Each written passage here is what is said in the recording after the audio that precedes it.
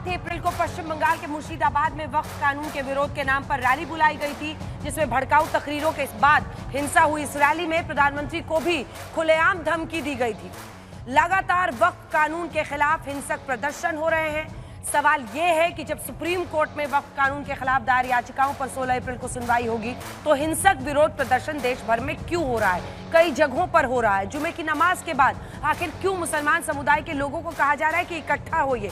आखिर पश्चिम बंगाल में एक मंत्री क्यों कह रहे हैं कि 10,000 लोग आइए और मैं सिखाता हूं कि रोड को कैसे ब्लॉक करना है? देखिए, सवाल है कि विपक्ष ये कहता है कि देश के ज्वलंत मुद्दों पर चर्चा करो, महंगाई, बेरोजगारी, अर्थव्यवस्था, इन मुद्दों पर चर्चा करो।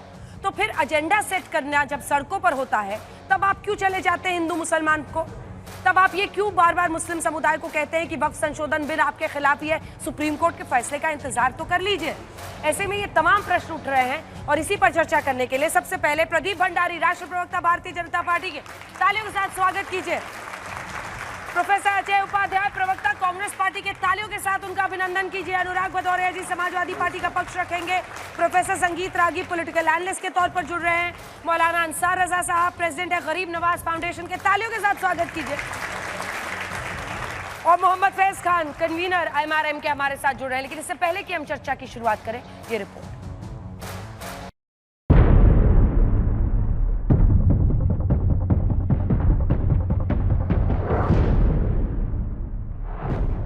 वक्फ कानून पर शहर शहर मुस्लिमों का आक्रोश। ममता बनर्जी की शय पे सारा झमेला हो रहा है। ममता बनर्जी करा रही है। उनको चाहिए कि मुस्लिम वोट का पोलराइजेशन करना चाहती है वो।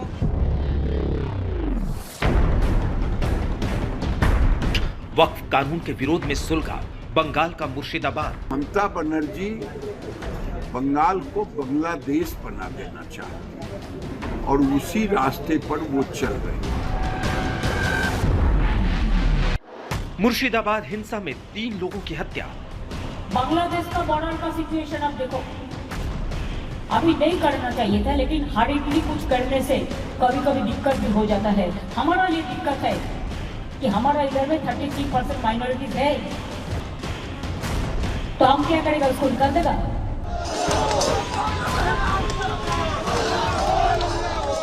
सुप्रीम कोर्ट में याचिका, फिर क्यों है इतना बवाल? जिस तरीके से वो बिल आया है, उस बिल को हम लोग कभी स्वीकार नहीं कर सकते। वक्फ कानून पर तकरार, सियासी आर-पार। कि वो आधे घंटे के लिए बतौर एहतजाज अपने घर, फैक्ट्री और ऑफिस की लाइट बंद कर दें और अपना खामोश एहतजाज दर्ज करवाएं। क्या मुस्लिमों को बहका रहा है विपक्ष? जो वक्फ एक्ट, अमेंडमेंट एक्ट 2025 आया है, उसके काफी प्रावधानों का हम पूर्णतः समर्थन करते हैं। बहुत बढ़िया एक्ट आया, अच्छा एक्ट आया है, और जो जो चीजें रह गई हैं उसको लेके हम माननीय सुप्रीम कोर्ट के समक्ष ध्यान आकृष्ट करेंगे। क्या वक्फ कानून पर सरकार की नीयत सही है? प्रदीप भंडारी जी, शुरुआत आपसे करते हैं। और ये भारतीय जनता पार्टी की इस वक्त देश में सरकार चल रही है। आपको ये समझाना पड़ेगा कि अगर किसी कानून से, जो आप इस देश की संसद में ला रहे हैं, अलग अलग जगहों पर विरोध प्रदर्शन हो रहा है, हिंसा हो रही है, तो आपकी क्या जवाबदेही है? सवाल ये उठता है कि अगर कांग्रेस पार्टी अपने प्रस्ताव में लिखती है अहमदाबाद में कि सांप्रदायिक पार्टी हैं आप हिंदू मुसलमान कर रहे हैं, आप देश के अल्पसंख्यकों के खिलाफ अन्याय कर रहे हैं, तो फिर आपका जवाब क्या है इस पर?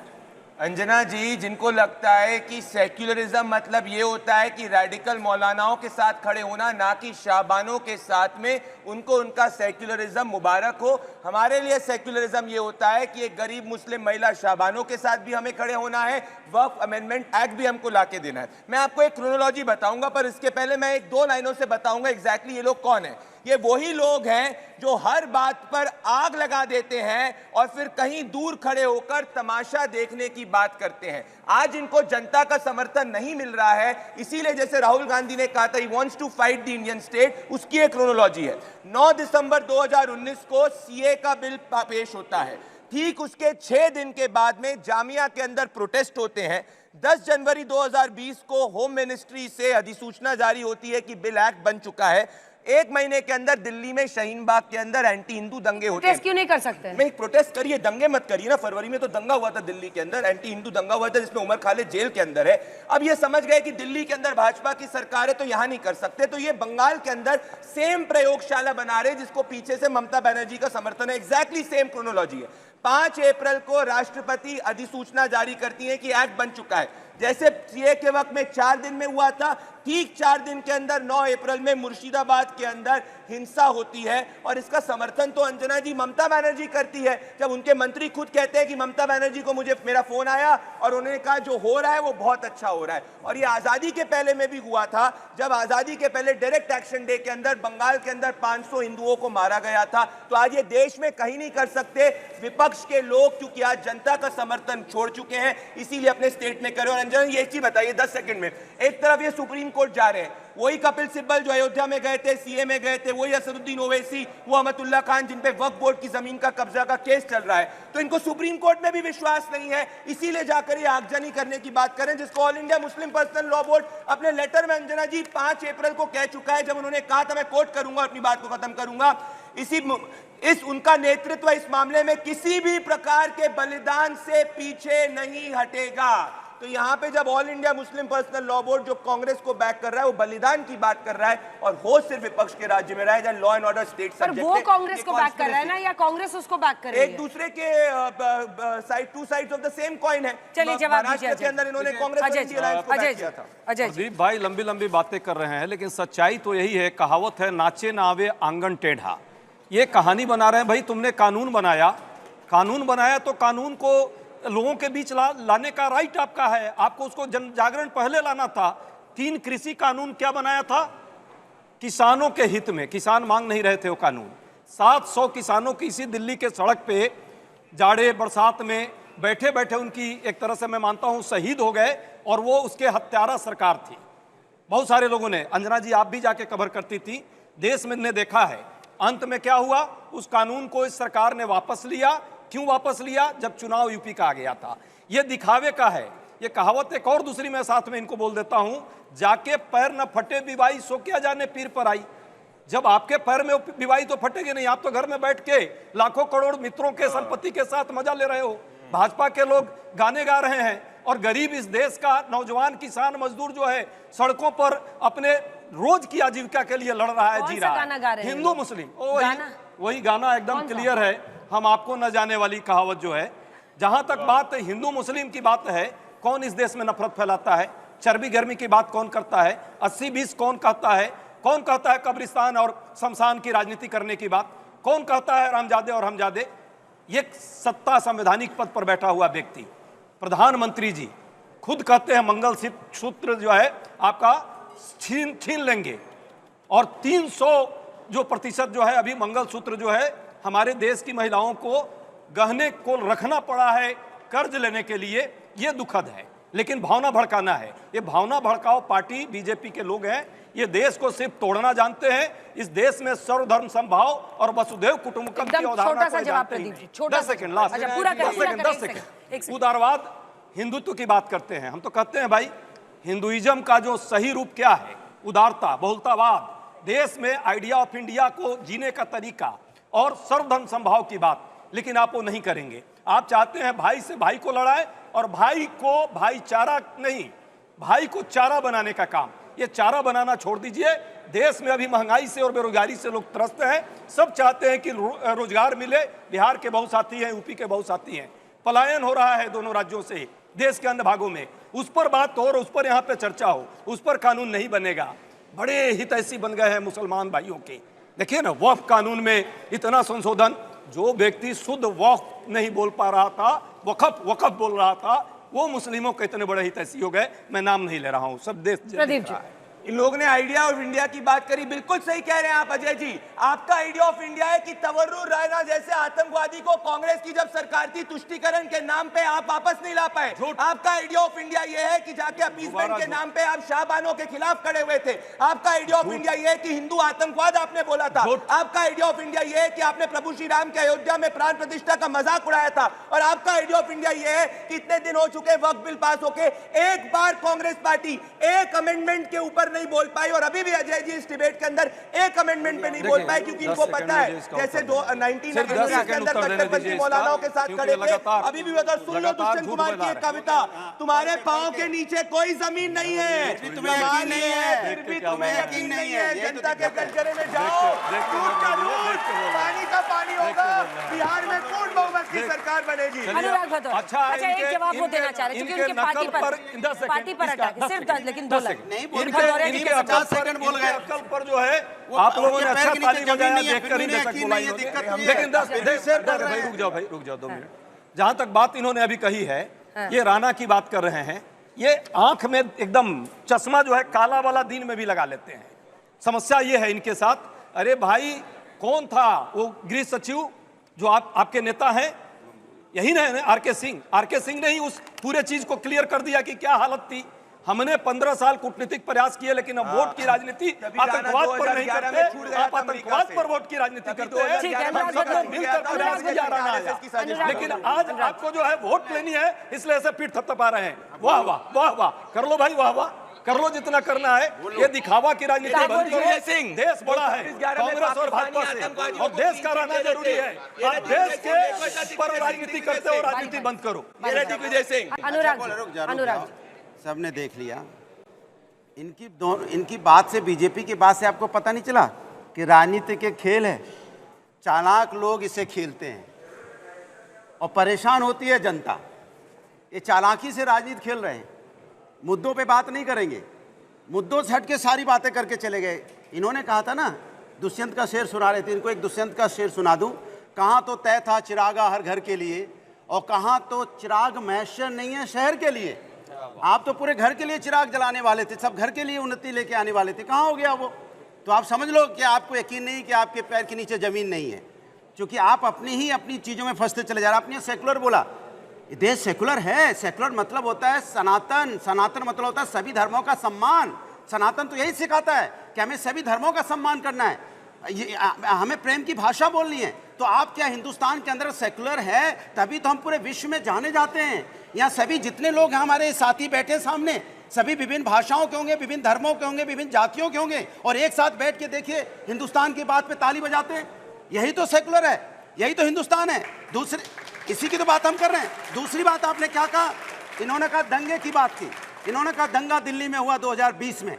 दिल्ली में सरकार आपकी है, क्योंकि आपके जो दिल्ली की जो सरकार है उसको नहीं, उसको वो कंट्रोल जो होती है, अभी चुप रहिए, कंट्रोल जो होती है वो होम मिनिस्टर्स होती है। तो पुलिस आपकी है, सरकार आपकी थी, और दंगा हो गया, और आप यहाँ के यहाँ पे बहुत बाबा लूट रहे हैं कि दंगा हो गया। तो दंगा रोकने की जिम्मेदारी किसकी होती है? तीसरा आपने बोला मुर्शिदाबाद, तो मैं बोलता हूँ मालदा का भी जिक्र करते हैं। मालदा में क्या हुआ? मालदा में जब अभी हमारी रामनवमी चल रही थी, रामनवमी के दिन जब हिंदू भाई निकल रहे थे, मुस्लिम भाई फूल से बारिश कर रहे थे। सोचो, कहीं मुस्लिम भाई हिंदू भाई पे फूल से बारिश करते हैं। बनारस में जब ईद का दिन था, जो नमाजी निकल रहे थे, तब हिंदू भाई उन पे बारिश कर रहे थे। ये हमारे हिंदुस्तान की संस्कृति संस्कार है। उनके त्योहार पे वो हमारे ऊपर बारिश करते हैं, और जब हमारा त्योहार होता है वो हमारे ऊपर बारिश करते हैं। लेकिन ये किसकी बारिश करते हैं? ये नफरत की बारिश करते हैं। नफरत की बारिश चारों तरफ फैलाते हैं। कैसे नफरत फैल जाए, कैसे आपस में एक दूसरे को उड़ा दे। और मानिए, एक मिनट, आपके बीच में नहीं बोला, मानिए सर्वोच्च न्यायालय की बात कर रहे थे। सर्वोच्च न्यायालय ने बुलडोजर रोकने की बात की। क्या आपका बुलडोजर रुकता है? सर्वोच्च न्यायालय ने कहा कि उत्तर प्रदेश का जो सिस्टम है, पुलिस सिस्टम है, सिविल कोर्ट को क्रिमिनल की तरह ट्रीट करते हैं। तो क्या आप सुप्रीम कोर्ट की बातों को मानते हैं? क्या आपकी पुलिस अन्याय कर रही है उत्तर प्रदेश के अंदर में? सर्वोच्च न्यायालय बोल रहा है, और आप यहाँ बैठ के लंबी लंबी बातें बना, इतने तेज बोलने से मामला नहीं चलेगा। आपको जनता के मुद्दों पे बात करनी पड़ेगी।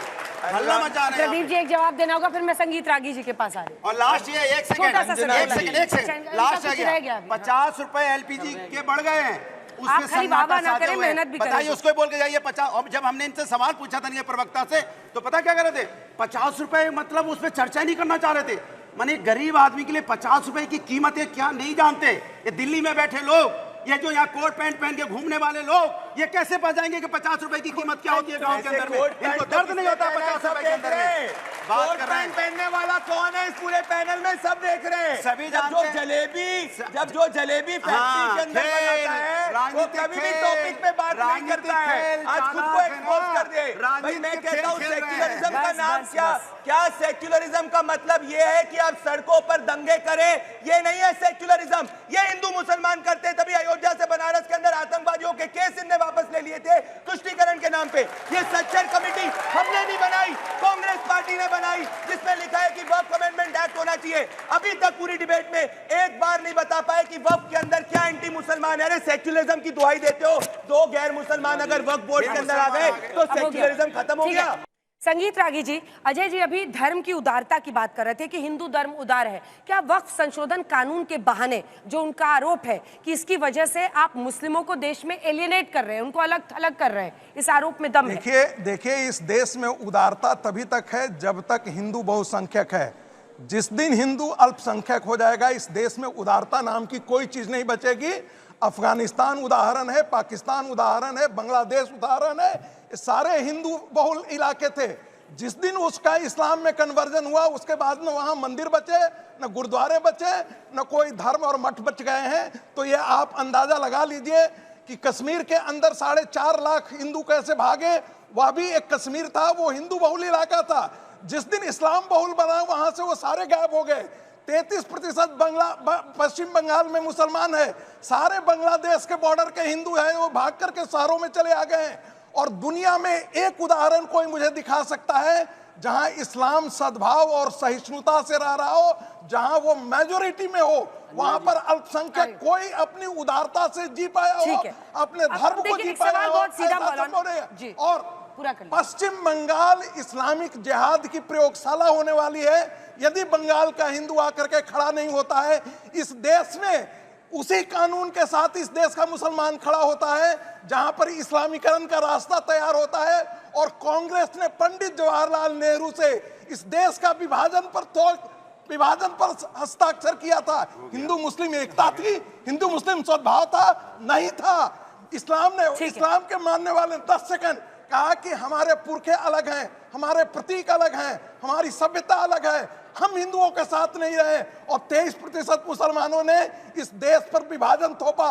वही मानसिकता आज भी मुसलमानों के एक बहुत बड़े वर्ग में जिंदा है। यही कारण है कि कोई भी सेकुलर उसके खिलाफ मुसलमान सड़कों पर होता है। मौलाना अंसार रजा साहब, अब ये उदारता का सारा बोझ हिंदुओं के कंधों पर क्यों? अगर भ्रष्टाचार, आप खुद ही बैठ के यहाँ बताते हैं मुझे कि यहाँ वक्फ बोर्ड में ये भ्रष्टाचार है, फिर कैमरा ऑन होता है तब आप कहते हैं कि नहीं ये मुसलमानों के अधिकारों का हनन है। तो ऐसा नहीं होना चाहिए ना। अगर भ्रष्टाचार है, अगर कुछ लोगों की मुट्ठी में वो पैसा है जिससे कई लोगों का भला हो, तो स्वागत होना चाहिए इस बिल का। देखिए मैं बहुत अदब सारे पैनलिस्ट का करता हूँ। मैं कभी किसी धर्म के खिलाफ नहीं बोलता हूँ, ना मेरी आदत है। हाँ। मैं बहुत सारे सवाल कर सकता हूँ उससे धर्म के नाम पे। चूंकि हम वक्फ बोर्ड पे बहस करने के लिए आए हैं, हम किसी धर्म को गाली देने के लिए नहीं आए। और ना ये चीज़ हमने सीखी है और ना हमारा मजहब सिखाता है कि किसी को गंदा बोलो। अब आ जाइए आप जो बात आपने कही है। बेशक वक्फ बोर्ड में धांधली है, उस पर पाबंदी लगनी चाहिए। Case proved. सुनिए, लगनी चाहिए। बहुत सारे लोगों ने जमीनों पर कब्जे किए, वक्फ बोर्ड की ज़मीनों पे, जो गरीबों, यतीमों, बेवाओं के लिए वक्फ की गई थी ज़मीन, उसका हक उन्हें नहीं मिला। लेकिन क्या भाजपा, एक राज की बात आपको बताता हूं, टीवी पे कोई राज की बात नहीं बताएगा, मैं बताता हूं। ये जो बिल लाया गया है ना, समझ रहे हैं ना आप लोग, ये जो बिल लाया गया है सिर्फ अंबानी की बिल्डिंग बचाने के लिए लाया गया है। लिख लो आप। अब बजाओ ताली। पानी पिला दीजिए जरा उनको। क्या सर हम पिलाएंगे पानी, सर पिलाएंगे पानी। अब बात तो पूरी करने दीजिए। अब होगा क्या कि अभी बीजेपी कुछ दिन के बाद जब सुप्रीम कोर्ट का आदेश आएगा, तो जब हम जाएंगे रिव्यू पिटीशन डालने के लिए कि अंबानी ने जहां बंबई में महल बनाया है वो तो यतीम खाने की जमीन है, वो तो वक्फ जमीन, फिर ये हमसे कहेंगे कागज दिखाओ, कागज दिखाओ। इतने साल से क्या कर रहे थे? वो घर कब बना है? केस चल रहा है, केस चलते ही रहता है पूरे देश में, चल रहा है ना। इसीलिए देखिए, आप प्रदीप भंडारी जी ने 3 बातें आज कही। इन्होंने कहा कि शाहीन बाग में दंगा हुआ, जबकि नहीं, ये नहीं, ये तो ये क्या है कि ये रट के ले आते हैं, जब भूल जाते तो गूगल खोलने लगते हैं। दंगा शाहीन बाग में नहीं, मुस्तफाबाद में हुआ था। पिटीशन अमानतुल्लाह ने नहीं डाली, अमानुल्लाह ने डाली है। ये आप गलत लिख कर। अरे अमानतुल्लाह के ऊपर वक्त अरे बोर्ड सुनो के तो लाइन यार, स्कैम का केस है। आपने ये कहा कि अमानतुल्लाह ने केस डाला। अडानी में आपका मानसिक संतुलन ठीक होना जरूरी है। अरे सुन लीजिए, अंबानी अडानी, अंबानी कुछ और है। सर कोई एक गरीब मुसलमान की बात करी, अभी पूरा शो हो गया, बता भी नहीं पाए कि वक्त बोल क्या। अभी मैं आपसे पूछ लूंगा तो आप मुझे बताइए, 11 साल में तलाक लाए, हलाला लाए, बुर्का लाए, मजार लाए, मस्जिद लाए, सब कुछ लाए, गाय पे अभी तक कानून नहीं बना पाए। पिटीशन आपने अभी तक जो है कोई कानून नहीं बनाया। और एक कानून बताइए 11 साल में जिस पर आपको बैकफायर ना मारना पड़ा हो, बताओ। सीए, अभी सीए में बोल रहे थे मुसलमानों की नागरिकता जाएगी किसी। अरे सर ये बताओ ना कि कौन सा कानून किसी बनाया जिस पर बैकफायर नहीं मारा, किसी मुसलमान की नागरिकता। किसान का आया। अंजना जी आपके शो पे ने कहा था सीए के अंदर मुसलमानों की नागरिकता जाएगी, नाम बता दो, नाम बता दो। ठीक है, वो पूरा कर लो। अरे जोर से बोलने से बात सही थोड़ी हो जाती। सही बात ही मैं बोल रहा हूँ, आप क्या बात करते हो? अरे आराम से बोलो, प्यार से बोलो, भाजपा के प्रवक्ता हो, मोहब्बत से बोलना चाहिए। बोल रहे हैं पर राहुल गांधी की तरह मोहब्बत की दुकान खोलो, फिर मजा आएगा ना। सुनो, पूरा कीजिए जल्दी। हाँ, अब ये बताइए मुझे, कितने कानून आप किसानों का लेकर के आए, माफी मांगी? इससे पहले कानून लाए तो कमेटियां बनाई कि जाके लोगों को समझाओ कि सरकार अच्छा कर रही है, लेकिन लोगों ने इनकार कर दिया। क्यों भाई, ऐसा ही इस पे तो नहीं होगा। और खाली हिंदुओं को धोखे में रखकर के ये बिल लाया गया है, इसलिए कि मुसलमानों को दिखाने, हिंदुओं को दिखाने के लिए, देखो मैंने कैसे मुसलमानों को कंट्रोल में रखा है। बस हिंदू भाई हमारे जो भोले भाले उसी में खुश हो जाते हैं। वो कभी नहीं पूछते हैं कि रातों रात 50 रुपया सिलेंडर पे बढ़ गया, 200 रुपया डीजल पेट्रोल पे बढ़ गया, कोई नहीं पूछेगा। लगा दिया सोना कहाँ चला गया। सुनो, उस पर शायरी सुनाता हूँ, वो झूठ बोलेगा। कौन? बार बार बोलेगा। सुनो, मैं एक शेर सुनाता हूँ, खड़े होके बोलो। मैं सच कहूंगा, मैं सच कहूंगा, मगर फिर भी हार जाऊंगा। वो झूठ बोलेगा और लाजवाब कर देगा। क्या बात। मैं एक बेसिक जल्दी से जवाब फिर अनुराग जी। हर मोड़ पे आग लगाते हैं यही हाथ जो शाम को अमन की बात करते हैं। अरे मैं अभी तक पूरा शो हो गया है, एक बार नहीं बोल पाए कि भैया वक्फ अमेंडमेंट क्या एंटी मुसलमान है। अरे मौलाना साहब मुझसे कोचिंग ले लो, मुझसे कोचिंग ले लो, थोड़ा पढ़ लिख के आओगे। ये लोग बौखलाए हुए हैं क्योंकि जब ये जनता के कटघरे में जाते हैं मुसलमान इनकी जमानत जब्त कर देता है। जब ओवैसी जनता के कटघरे में जाते हैं नोटा से कम वोट आते हैं। जब ये मौलाना साहब बोलते हैं भाजपा के खिलाफ जनता इनको नकार देती है, तो मौलाना साहब जाओ जनता के कटघरे में, दूध का दूध और पानी का पानी होगा। समय तो जाओ, बताओ क्या एंटी मुसलमान है, बताओ एंटी मुसलमान क्या है। नहीं पीऊंगा मैं आपके हाथ में पानी, आप पानी पियोगे छुरी डाल दोगे बाद में, भरोसा नहीं आपका। बोल जाएगा। औरों के ख्यालात के लेते हो तलाशी, वो अपने गिरेबान में झांका नहीं जाता। तभी जनता सुनो सुनो, अंजना जी मुद्दों पर शेरो शायरी का कहानी अलग से होगा। शेरो शायरी की बात होगी, मुद्दों पर बात हो। संविधान के खिलाफ क्या है कानून? ऐसे जबरदस्ती नहीं, अरे ऐसे नहीं जबरदस्ती भाई। कानून लेके आए, अरे भाई ऐसे, अरे बात कर, एक कानून और लेके आ जाते जिससे सबको रोजगार मिल जाता। रोजगार वाला कानून कब लेके आओगे जिससे सारे हिंदुस्तान को रोजगार मिलेगा? लाओ कानून, ऐसा कानून नहीं लाएंगे जिससे हमारा आपका भला हो पाए। हमारा आपके भले की कोई कानून नहीं लाएंगे। ये कानून लाएंगे कैसा? वक्फ बोर्ड लाएंगे, ये सीए लाएंगे, एनआरसी ले आएंगे, जिसके अंदर से धर्म के नाम पे राजनीति होती रहे। हमारे आपके रोजगार का एक कानून लाओ ना जिससे पूरे हिंदुस्तानियों को रोजगार मिल जाए। ले आओ कानून, हम आपके साथ खड़े। चलिए रुक जाइए भाई। आप ही के प्रश्न का जवाब दे रहा हूँ। आपने बड़ी लंबी लंबी बातें की और फिर वहीं पर आ गए आप। अरे भाई सुन लीजिए ना, सुन लीजिए ना, मैं आपको एक शब्द बोला मैंने। हिंदू को इतना कमजोर समझाया आपने क्या? और ये भारत को कमजोर समझाया है क्या? आप रोज यहाँ डराने का काम करते हैं। ये लोग रोज जो है फिर बीच में चिल्लाएंगे, रोज हिंदू को हिंदुस्तान नहीं है। हिंदू क्या बात कर रहे हैं? क्या बात कर रहे हैं? हल्का बात करेंगे क्या हम लोगों से? अंजना जी यदि आप नहीं तो फिर ये तो बात ही नहीं होगी। ये चिल्लाने का बीमारी, मैं चिल्लाता नहीं, मैं बीच में नहीं चिल्लाता हूँ किसी की, और मैं नहीं चाहता हूँ कि बात मुद्दों पर हो। देश सुन रहा है, समय लोगों का बर्बाद नहीं हो।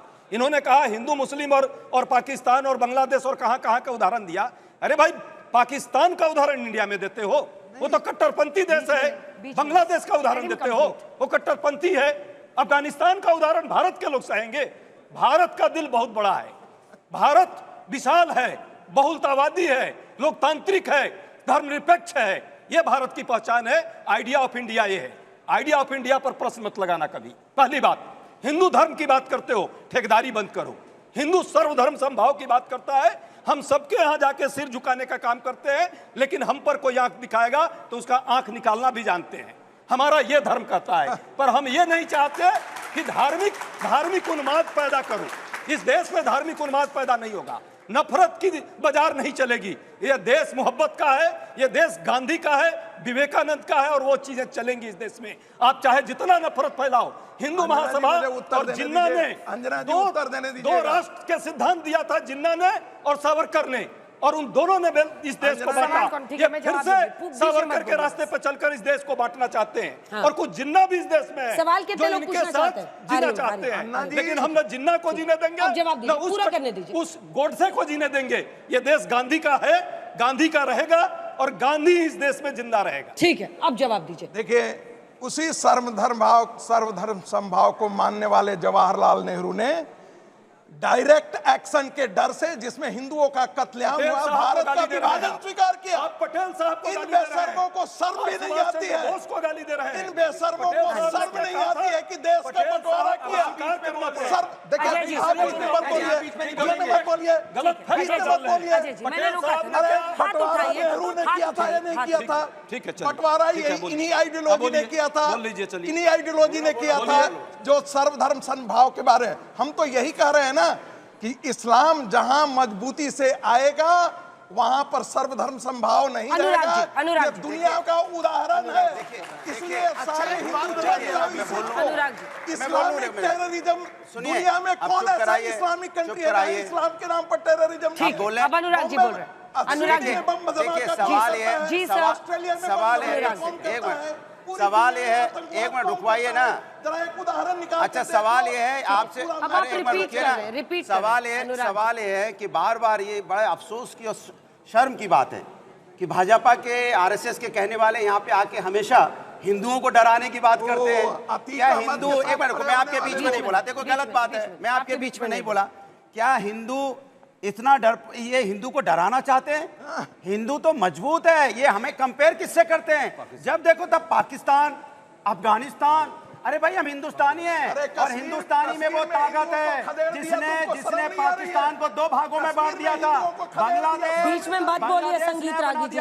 ये वो लोग हैं जो हमारे समाज के अंदर में, ये समाज के अंदर में नफरत समाज को बांटे। चुप कराए ना अंजना जी, क्यों ऐसे लोगों को बुलाते हो जो हाय हाय हाय हाय, भाई भाई भाई हाय हाय हाय, भाई भाई भाई कर रहे हैं? भाई पढ़ के क्या है? आपसे सवाल पूछ रहा हूँ, आप चिल्लाने लग जाते हो। आप हिंदुस्तान को पाकिस्तान से कंपेयर करते हो। अगर इस्लाम धर्म दुनिया में इतना कट्टरपंथी धर्म है, तो ऑल ओवर वर्ल्ड में देखा जाए तो इस्लाम धर्म सबसे तेजी से कैसे फैल रहा है फिर? इतने कट्टरपंथी धर्म है तो इस्लाम, जो अगर ऑल ओवर वर्ल्ड देखेंगे तो इस्लाम धर्म सबसे तेजी से फैल रहा है। मैं मथुरा से मेरा सवाल ये है कि Waqf board 3rd largest land holder है, तो उसका इकोनॉमी में कंट्रीब्यूशन कितना है? क्योंकि रेलवे को हम जानते हैं उसका इकोनॉमी में बहुत कंट्रीब्यूशन है। राम जन्मभूमि के टाइम पे सब बोल रहे थे कॉलेज बनना चाहिए, हॉस्पिटल बनना चाहिए, वो इकोनॉमी में कंट्रीब्यूट करेगा। क्या वक्फ बोर्ड की जमीन इकोनॉमी में कंट्रीब्यूट कैसे कर रही है? जो हमारी बीजेपी सरकार है उसने तोहब्बर राणा को पकड़ के लाया है, तो कांग्रेस सरकार इस बात से खुश क्यों नहीं है? और 26/11 ताज अटैक में आपकी सरकार कांग्रेस कर क्या रही थी? सो रही थी क्या? मेरा सवाल समाजवादी पार्टी से है कि आपने नफरत की बात की थी, तो कुछ दिन पहले अखिलेश यादव जी ने एक बयान दिया था कि बीजेपी को दुर्गंध पसंद है तो वो गौशाला खोलते हैं, हमें सुगंध पसंद है तो हम इत्र का पार्क बना रहे हैं। तो क्या ऐसे वरिष्ठ नेता द्वारा दिया गया बयान ये उनको शोभा देता है? क्या हिंदू समाज की जो भावनाएं उनको ठेस नहीं पहुंचती? मेरा नाम नैना शर्मा है, मैं फर्स्ट ईयर लॉ स्टूडेंट हूँ प्रयागराज से। तो अभी महाकुंभ हुआ 2025 का, उसमें आपने बोल दिया, ये स्टेटमेंट दी कि ये जो महाकुंभ की ज़मीन है वो भी हमारी है। तो ऐसे अगर आप सारी ज़मीनों को बोलेंगे ये भी हमारी, ये भी हमारी, तो इस पर तो अमेंडमेंट आना ही चाहिए। इससे आपको क्या कष्ट हो रहा है? हेलो, मेरा नाम अपेक्षा है।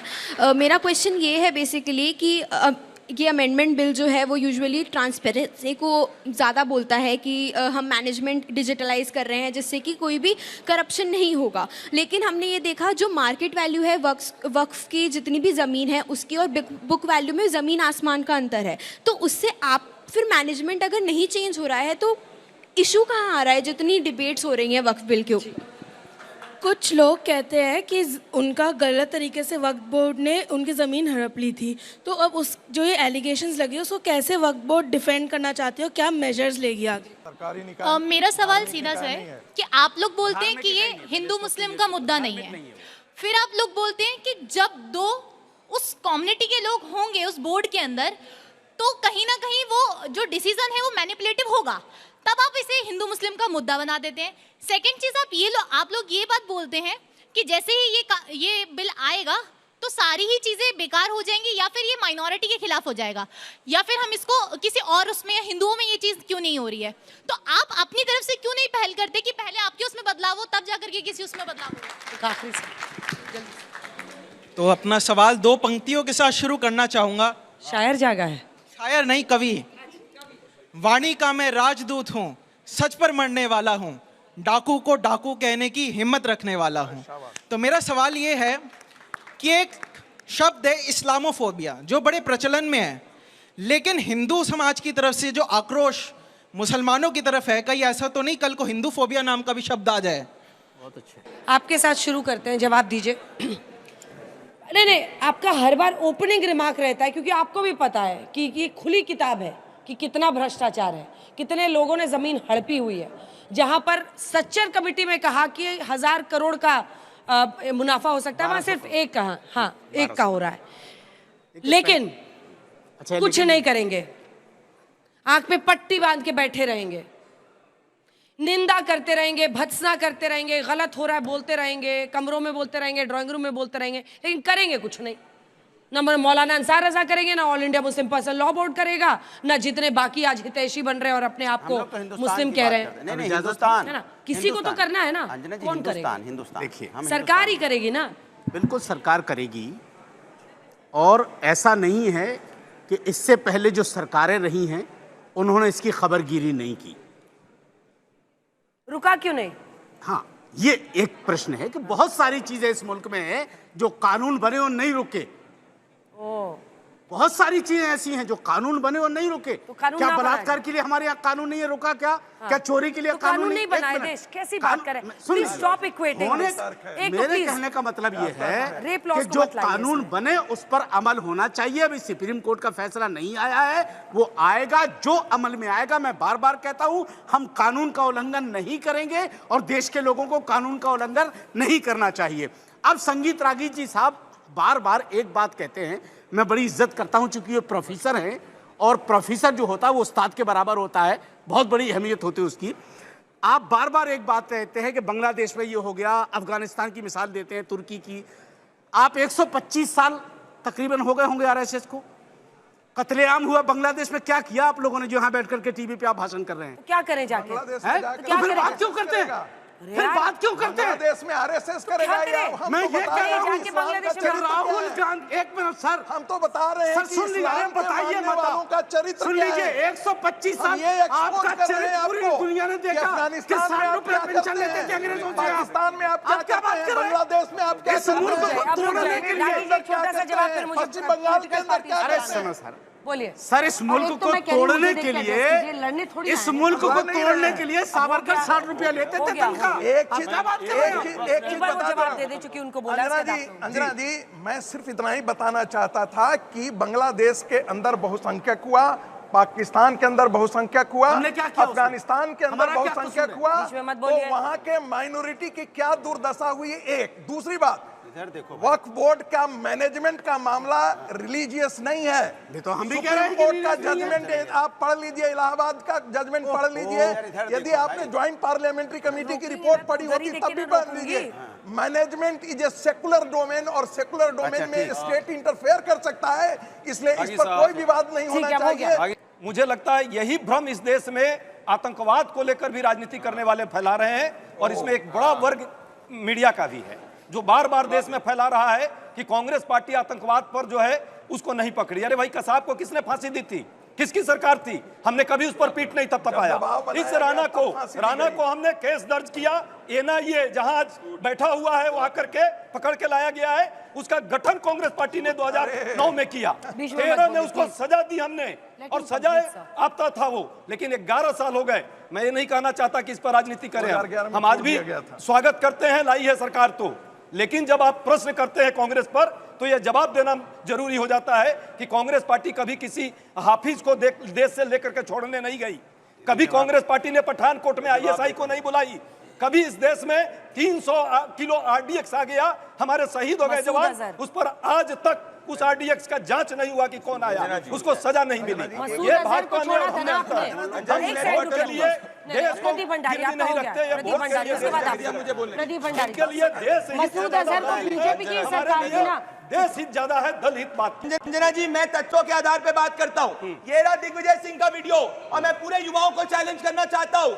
जब 26/11 हुआ था, कांग्रेस पार्टी ने बोला था ये हिंदू आतंकवाद है और आरएसएस की साजिश है। 2011 में यूएस के कोर्ट से ये तंवरू राणा बरी हो गया था।